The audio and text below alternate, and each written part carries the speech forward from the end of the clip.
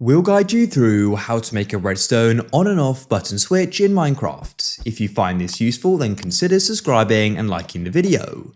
This is super useful to be able to do. So first of all, place down a block, and on that block, place your button.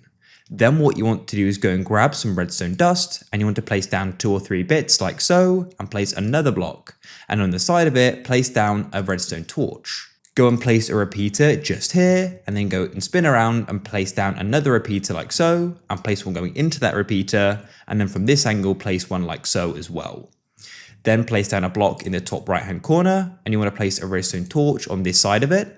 Now go and grab some redstone dust and go and wrap it around like this. And then from this corner, you can go and branch off and go and place a block, what you want to go and power. In this case, the redstone lamp.